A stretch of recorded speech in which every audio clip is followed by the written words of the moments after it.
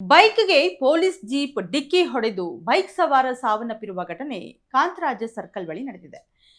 ಕೋಲಾರದ ಮಹಿಳಾ ಪೊಲೀಸ್ ಠಾಣೆಯ ಇನ್ಸ್ಪೆಕ್ಟರ್ ಶಂಕರಾಚಾರ್ಯರವರು ಪ್ರಕರಣವೊಂದರ ಹಿನ್ನೆಲೆ ಇನ್ವೆಸ್ಟಿಗೇಷನ್ಗೋಸ್ಕರ ಹೋಗಬೇಕಾದ್ರೆ ಕಾಂತರಾಜ ಸರ್ಕಲ್ ಬಳಿ ದ್ವಿಚಕ್ರ ವಾಹನಕ್ಕೆ ಜೀಪ್ ಡಿಕ್ಕಿ ಹೊಡೆದಿದೆ.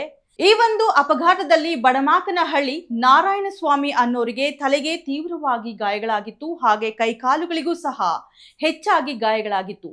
ಪ್ರಜ್ಞಾಹೀನ ಸ್ಥಿತಿಯಲ್ಲಿದ್ದ ನಾರಾಯಣಸ್ವಾಮಿರವರನ್ನ ಚಿಕಿತ್ಸೆಗೆಂತ ಖಾಸಗಿ ಆಸ್ಪತ್ರೆಗೆ ದಾಖಲಿಸಲಾಗಿತ್ತು. ಆದರೆ ಚಿಕಿತ್ಸೆ ಫಲಕಾರಿಯಾಗದೆ ನಾರಾಯಣಸ್ವಾಮಿರವರು ಮೃತಪಟ್ಟಿದ್ದಾರೆ.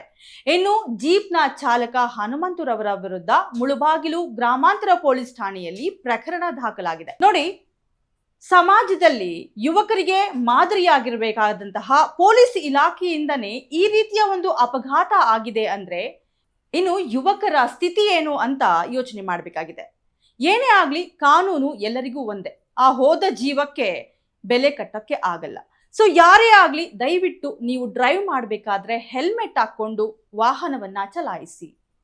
ಮತ್ತಷ್ಟು ಇಂಟ್ರೆಸ್ಟಿಂಗ್ ಸುದ್ದಿಗಳಿಗಾಗಿ ನೋಡ್ತಾ ಇರಿ ಯು ಟೈಮ್ಸ್ ಕನ್ನಡ, ಸದಾ ನಿಮ್ಮೊಂದಿಗೆ.